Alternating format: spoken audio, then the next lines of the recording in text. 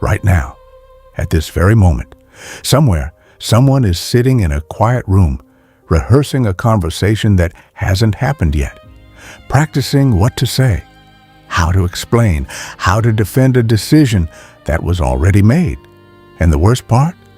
The person they're rehearsing for doesn't even care. That person is you. If that hit close, it was supposed to, because this channel was built for those who are done explaining themselves to people who never asked for an explanation. This is Inner Citadel, where ancient wisdom becomes your modern armor.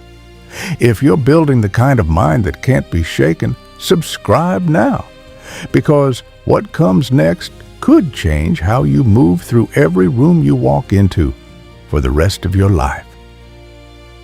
The trap you don't see. Here's something most people never realize. Every time you explain yourself, every time you justify a choice to someone who didn't earn the explanation, you are handing over a piece of your power, willingly, freely, like a king dropping gold coins on a road for strangers to pick up. Think about it. You get a new job. What's the first thing you do? You text your friend, not to celebrate, to explain. Well, the hours are long, but the pay is better, and it just made sense because nobody asked. You decide to leave a relationship that's been draining you for years. And instead of walking away in peace, you sit there for 45 minutes explaining why, defending your right to protect your own heart. Nobody asked. You choose to spend a quiet Saturday alone. And the moment someone questions it, there's a voice inside that panics. Say something. Justify it. Make them understand. That voice? That is not wisdom. That is a chain. And Marcus Aurelius, the most powerful man in the ancient world, spent his life learning how to break it. If you've ever caught yourself over-explaining a decision you already knew was right, drop the word enough in the comments. Just that one word. You'll understand why. By the end, the emperor who said nothing. Now, imagine being the most powerful person on the planet, commanding armies, ruling millions, and choosing silence as your greatest weapon. That was Marcus Aurelius. He didn't rule Rome by shouting. He didn't hold power by arguing. In fact, his private journal, a book he never intended anyone to read, reveals something shocking. He spent more time restraining his words than choosing them. In Meditations, Book 5, he writes, "The object of life is not to be on the side of the majority, but to escape finding oneself in the ranks of the insane." Read that again slowly. He's not saying be different for the sake of it. He's saying the world is full of people shouting, defending, justifying, running in circles trying to prove they deserve their own choices, and that is insanity. Think of it like this. Imagine two dogs in a yard. One barks at every stranger, every car, every shadow that moves. The other lies still, calm, watching, and only moves when there's a real threat. Which one controls the yard? The quiet one, every time. Marcus Aurelius understood something that most modern humans have forgotten. Silence is not the absence of power. Silence is the power. When you stop defending every decision, something strange happens. People stop questioning you, not because they agree, but because your silence tells them, this person doesn't need my approval. This person is operating from a place so deep, so settled, that my opinion doesn't even reach them. And that kind of presence, you can't fake it. You can only build it, never justify. The weight you don't have to carry. Here's a question that might sting. How many hours of your life, actual irreplaceable hours, Have you spent justifying decisions to people who forgot the conversation by Tuesday? Justification is a trap disguised as politeness. When you justify, you are telling the other person, your opinion has authority over my life. You're handing them a judge's gavel they never earned. Imagine a courtroom. You're standing at the front, and you're the defendant. But here's the twist. There is no crime, no charge, no law was broken. You simply chose to eat dinner alone, or quit a job, or say no to a party. And yet, there you are, defending yourself. That's what justification feels like when you strip away the social packaging. Seneca, Marcus Aurelius' philosophical ancestor, put it bluntly. We suffer more in imagination than in reality. The judgment you fear, half the time it doesn't exist. And the other half, it's coming from people who are too busy justifying their own choices to care about yours. Here's the shift. The next time you make a decision, any decision, practice this. State it once, clearly, and stop. No, I can't come. Period. I'm changing. Direction. Period. No because, no backstory, no defense, just the decision, standing on its own 2 feet like it was born knowing how to walk. That silence after the period, that's not awkward, that's authority. Think about the last decision you over-justified. What was it? Write it in the comments. Not the justification, just the decision. Practice the period right here. Never seek approval, the invisible prison. Now, this next part is where it gets uncomfortable, because approval seeking doesn't look like what you think it looks like. Most people imagine approval seeking as begging, pleading, being obvious about it. But that's the amateur version. The advanced version, it's subtle. It's checking your phone 30 seconds after posting something. It's adjusting your opinion mid-sentence when you see someone's eyebrow raise. It's laughing at a joke that isn't funny because the person telling it matters to you. It's the 1,000 invisible adjustments you make every day to fit a shape that was never yours to begin with. Think of it like water. Water doesn't have its own shape. It becomes the shape of whatever container holds it. A cup, a bottle, a puddle on the ground. That's what happens when you live for approval.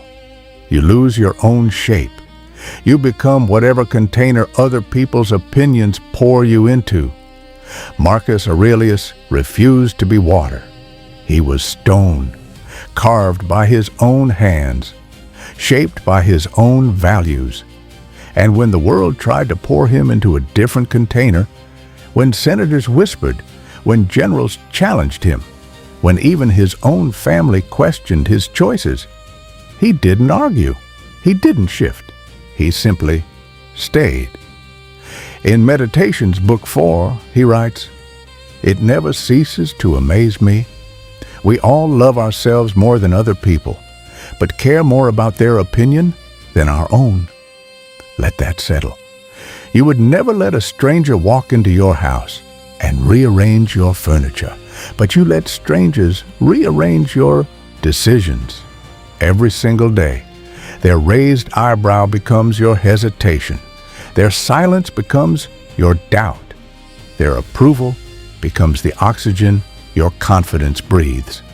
Cut the supply line. Approval from others is rented confidence. It expires. It gets revoked. It was never yours.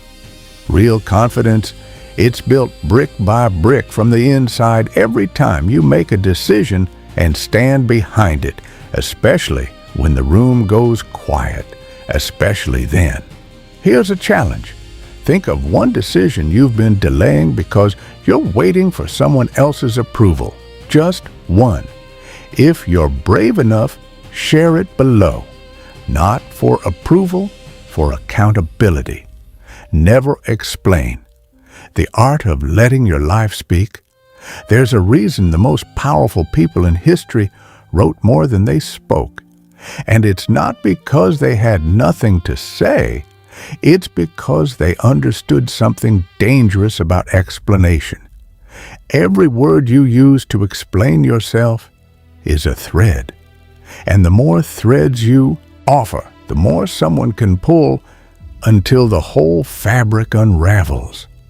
Think about the last argument you lost, not the ones where you said too little, the ones where you said too much, where you talked yourself into a corner, where every new sentence created a new thing to defend. Explanation became ammunition against you. Epictetus, the Stoic philosopher who was born a slave and became one of the most influential thinkers in history, taught this: it is not what happens to you, but how you react to it that matters. And explanation, that's a reaction, a big one, a loud one. Here's the picture. Imagine two mountains. One mountain is covered in signs. Here's why I'm tall. Here's why I'm here. Here's why I matter.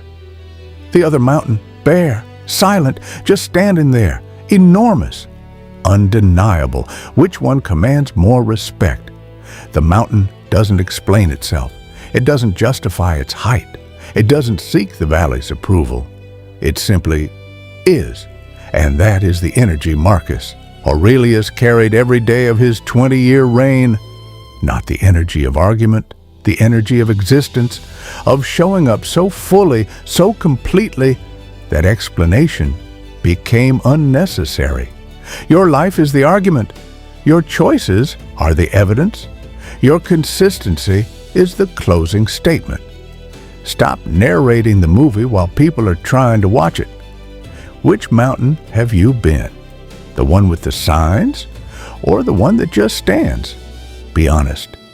That honesty is the first step. The transformation. What changes when you go silent? Now, here's where the real shift happens. Because giving up justification, approval, and explanation doesn't just change how others see you. It rewires how you see yourself. When you stop explaining, something terrifying happens at first. There's a silence, a gap, a space where the noise used to be. And in that space, you come face to face with a question you've been avoiding your entire life. Do you actually trust yourself? Because that's what all the explaining was hiding. Not confidence, doubt. Every justification was whispering, please agree with me so I can agree with myself. But when you stop, when you let the silence sit, you discover something extraordinary. You discover that you don't need the echo. The decision was sound before anyone validated it. The path was right before anyone walked it with you. The choice was yours before anyone gave you permission. Marcus Aurelius wrote in Meditations, Book 7, how much time he gains who does not look to see what his neighbor says or does or thinks, but only at what he does himself. That's the trade. You give up the noise and you gain time. You gain energy. You gain the quiet, unshakable certainty of a person who has stopped asking the world for directions and started following their own compass. Picture your mind like a house.